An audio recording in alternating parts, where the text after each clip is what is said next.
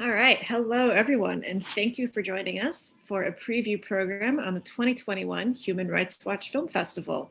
My name is Emily Vito, and I am the Assistant Director of Development here at Film at Lincoln Center. Joining us today to discuss this year's lineup are John Biaggi and Ariel Ati from Human Rights Watch Film Festival. I'll be on the other end of the chat function today to answer any questions you may have about ticketing, but for now, I'm going to turn things over to John and Ariel. Thank you. Hello, everybody. The festival this year runs May 19th to the 27th. It's our 32nd year, and this is our second all-digital edition, geo-blocked for the US.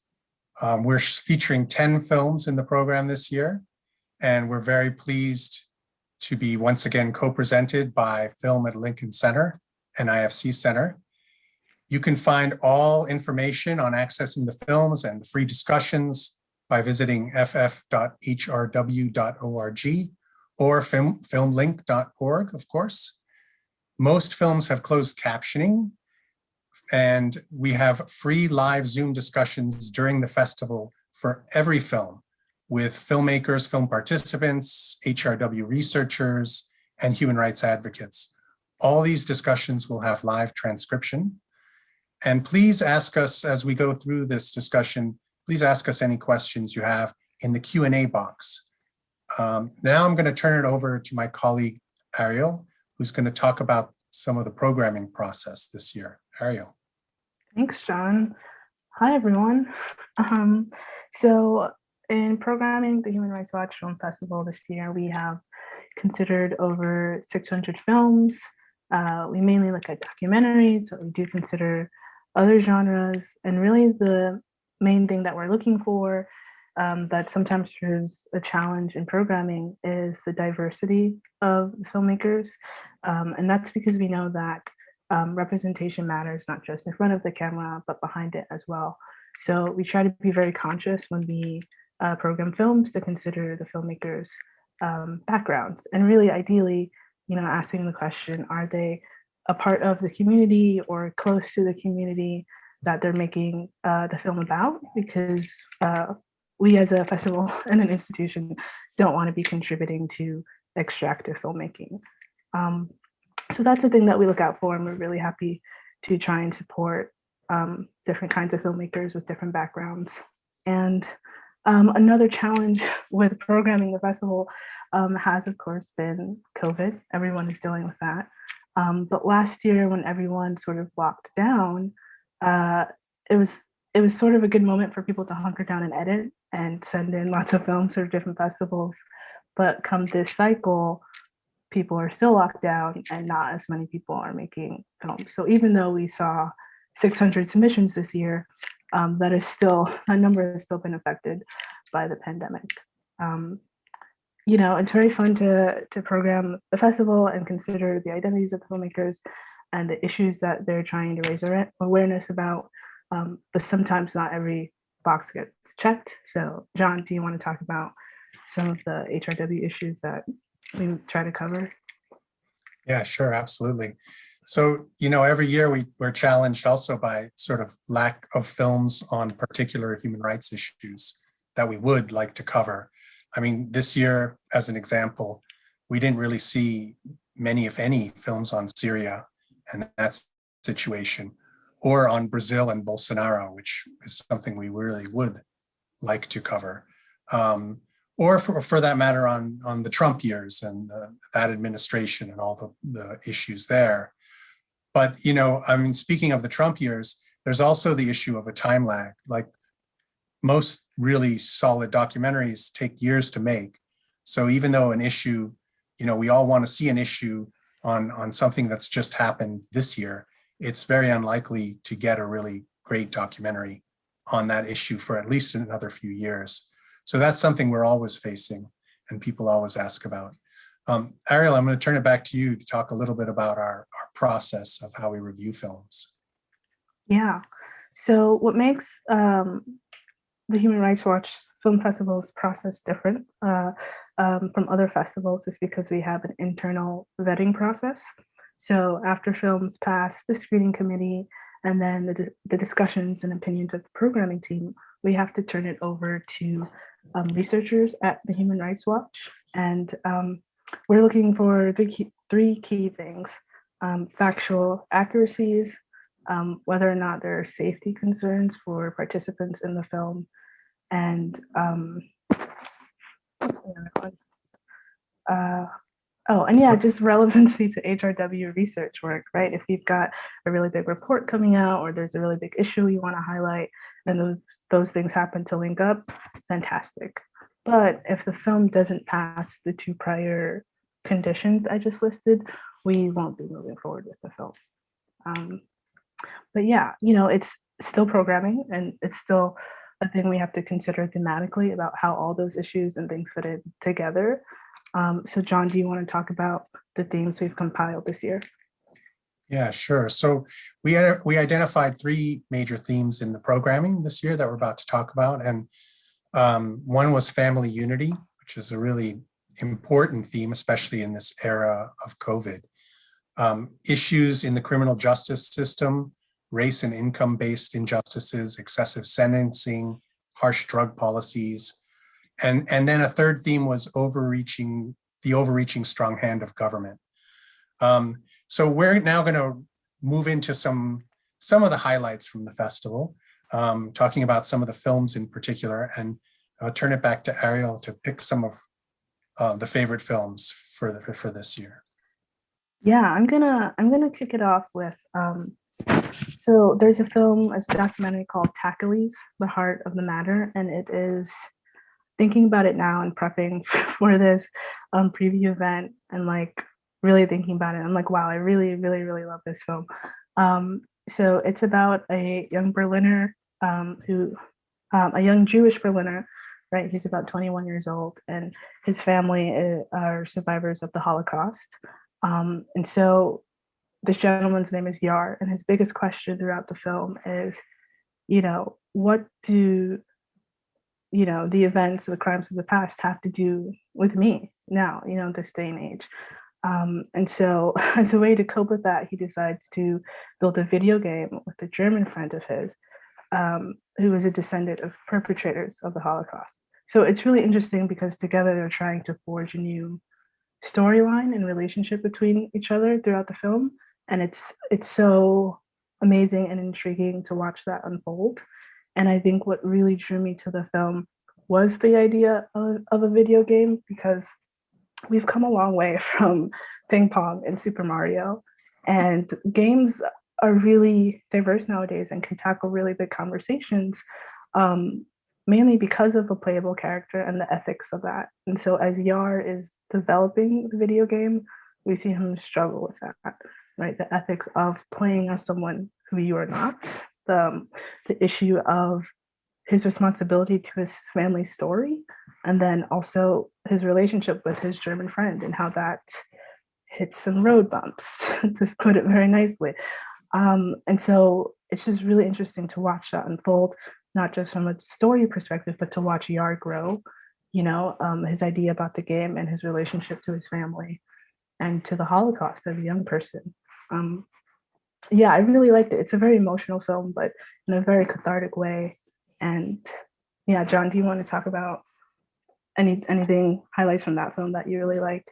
The thing that I also really loved about it, speaking of emotional, is his relationship with his mother and his father is done in the film, especially with his father. You can see the closeness between them, and also the father's, anxiety and worry about his son, and how it's, how this, generational trauma has affected him. He sees that clearly, and he's worried, and they're both worried, and you feel it. And that is something that's really, really an interesting aspect of the film, the passing down of trauma through generations. Mm-hmm. Yeah, for sure. Yeah, I think, and it's really important to show now with, the unfortunate rise of more anti-Semitism. The film does make it very clear, right, that the crimes of the past are not just in the past. Like you said, intergenerational trauma is very real.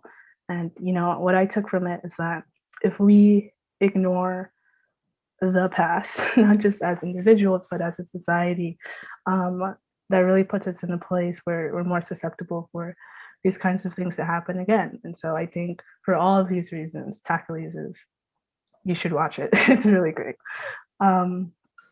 Yeah, what's one of your favorites, John? Well, I really I liked one. I think we both liked. I mean, we like them all, but a Once in Future Peace, I thought, Mhm. is another really interesting story. It's about restorative justice program in Seattle based on indigenous peacemaking circles, and this young man Andy who's facing a felony charge, and there's these discussions with the discussion leader Sarum, who's a former gang leader, and he's just an amazing character. I mean, emotionally, I found it so interesting, that there's this teenager at the center of this circle, and that teenager is given the time and space to express himself, and everyone's listening to him, which was really powerful. And also hearing so openly and emotionally from his closest family members in this peace circle. And family unity being one of our main themes in the program. But then on top of that, you have the leader, Sarum, who's just such a strong guide throughout this film. I mean, some of the strongest documentaries, you have a guide, you have someone, a character who's taking you through a film. And his interviews are just so intimate and powerful. I thought that was really remarkable. I mean, Ariel, what did you think? I mean, yes, Sarum is a powerhouse. I'm a very big fan of him, and can't wait to listen to him talk at the live Q&A. But like you said, right, the big point of the film is that they're listening to this teenager. They're giving him the space and the time. And as much as the film is about looking at our criminal justice system and sort of reimagining what that could be like, I think at the core of it, it's about reimagining what our relationships to one another could be like as a community. And I think that whole concept, right, and the whole push for restorative justice, it's very timely and it's very important, and it's done very well in the film. And another thing about A Once in Future Peace is that it's sort of a hybrid documentary. About half of it is animated, and it's a style that we don't often get to see. The lines are a bit rough, the colors are a bit muted, and that's not at all to say that it's unpolished. It's just speaking to the rawness of it and the personality in it, and to be very colloquial, the vibe. It's a very good vibe that matches the story of just like, what does something feel like, I guess. So yeah, very into that one. I totally agree with you. I mean, the animation I thought was so right on for the film, and as you're saying, the rawness, it just feels so real. And listening to Sarum's words and Andy's words in the animation, it was very special. I thought that was so smart of the filmmaker to employ animation in this. I also like the fact that the filmmaker brought in all these other stakeholders.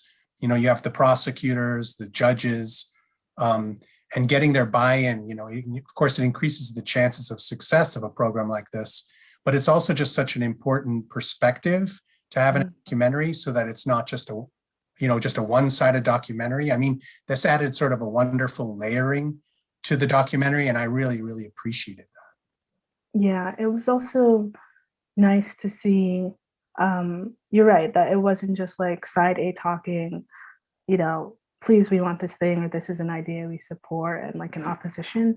Everyone from, wherever they were in connection to the issue were like, yeah, we should try this. We should consider this. Restorative justice as a better way, as an alternative to do things differently. And everyone from their different positions agreeing on that. That was really nice to see. Yeah. Yeah, no, absolutely. Ari, you got another favorite or I shouldn't say favorite, a highlight. Yeah, we shouldn't have favorites. Yeah, we don't have favorites. But on the theme of, I would also call it's not, they don't have direct familial relationships in this film, but definitely there's a lot of joy as an undercurrent to this film, Unapologetic, and so I would sort of count it as that, but definitely very clearly about the criminal justice system. Um, so Unapologetic is a documentary by Ashley O'Shea. It's about two fierce abolitionist leaders, Janae and Bella, in Chicago, as they organize and work as part of the Black Lives Matter movement. It's also a commentary on how historically Black queer women have been at the forefront of many political movements, but have not gotten the recognition or all the space that they need to continue to do that work. So it's very layered. That. And there's really lots of things I like about this film, and I have a list. So please stop me if I go on too long. But actually, the first point is very simple. It's a film about Black women made by a Black woman, and back to our core values about diversity of filmmakers and wanting to give space to people in their community to actually tell their own stories. I'm very, very happy that this film is a part of the program. And it really is important to have your story told by someone who is like you and who has your best interests at heart. And then the second thing I like about the film is because there are so many films and stories about activists and about political movements. And this one is special to me because Janae works in academia, is working in academia on her dissertation, and Bella is a rapper artist who drops bars at protests. And so these two women are coming at this in very different spaces, but they're both doing the thing. They're both showing up to do the work. They're both committed to their community. And I think that's great because it shows that there isn't one way to be an activist or to serve your community, or, there isn't one type of Black woman, Black woman activist. So that was really refreshing to see, and I think it gave a lot of depth to them as characters in the film. Anything you like particularly? Absolutely, I totally agree with you. I just liked Janae and Bella so much. Yeah. I mean, they're such strong women, and there's just this joy of life in both that comes right through the screen. Mm-hmm. And humor, and it's activism, but it's also like humanistic, just joy of living, and that is something we don't often see with activism films. Often it's very, very, it's all very hard, and it's all very, we're losing the battle, then we have another battle, and we're trying. But they have these great moments of levity and these beautiful scenes, where they're just joking around, or just kidding each other, or making food, which is really wonderful. I thought it was a whole holistic sort of in many ways. It makes you feel good. I mean, it makes you feel good about the future, which is, is a rare thing. Yeah, I totally agree with you. That was my other point, and you stole it. But no, I put that down. Like it, they're celebrating birthdays, they're having dinner with their families, they're exhibiting a lot of Black joy, which is so necessary to the movement, right? And I was going to make a weird connection to Kelly's here, but when you're dealing with something heavy, you need a counterpoint and some self-care. Yara has the video game to try and figure that out, and he's presumably a gamer and loves that stuff.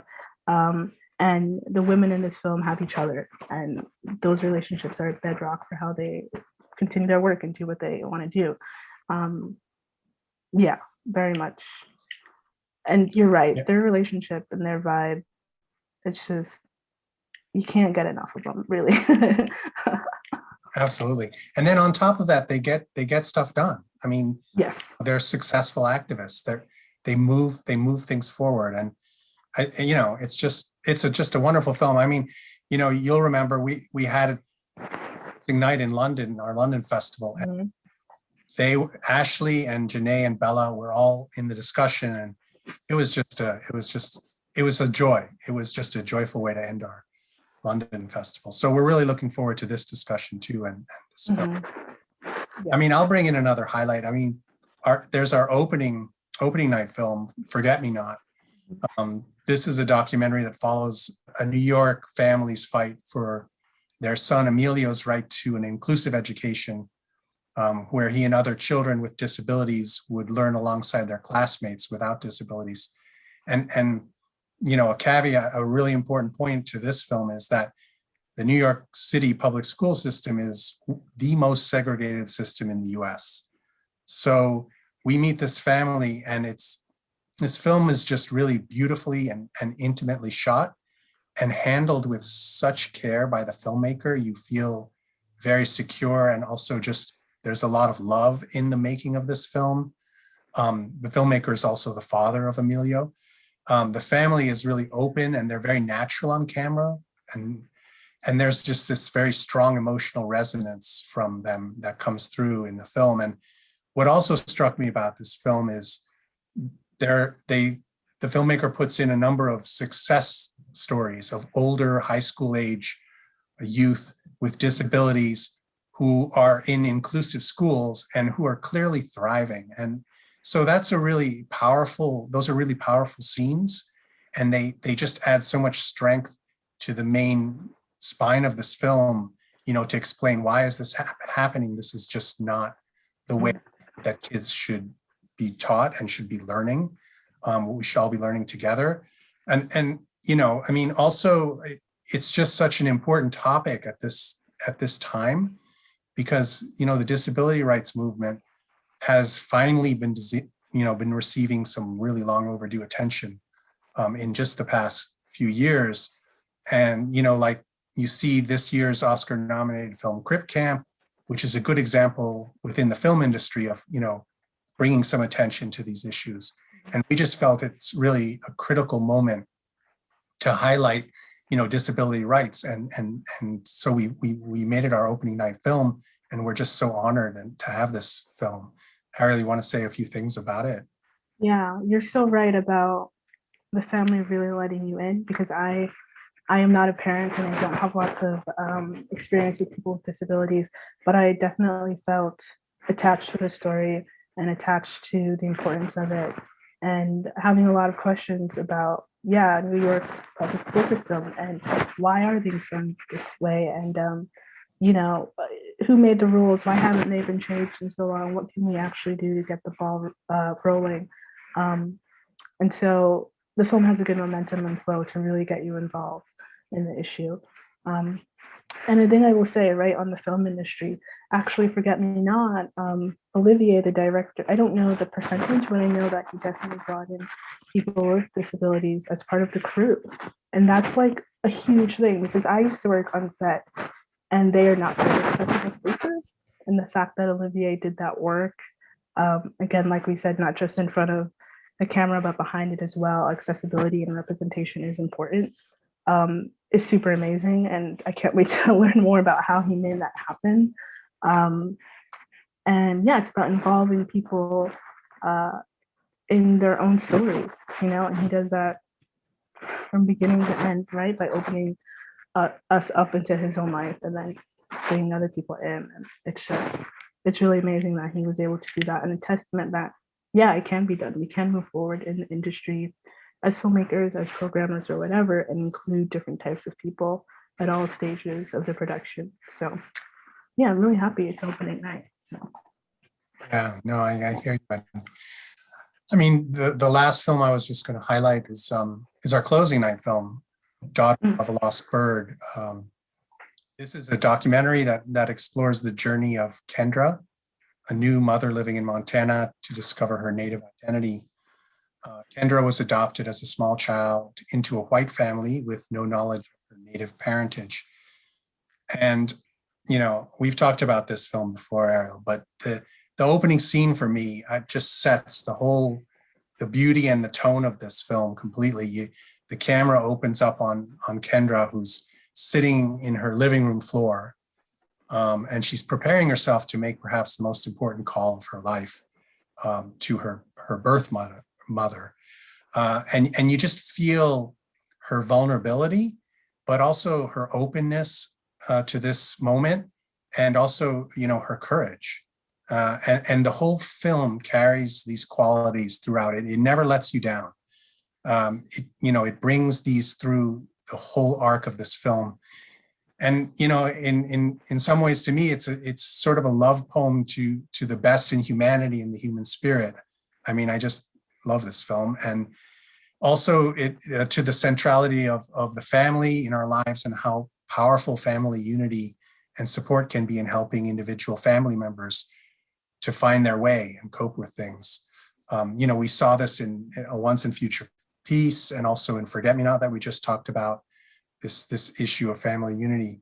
It's just a really special film. And, the combination of the protest movements of last year and the pandemic, which tragically affected Native Americans in much higher percentages than the general population.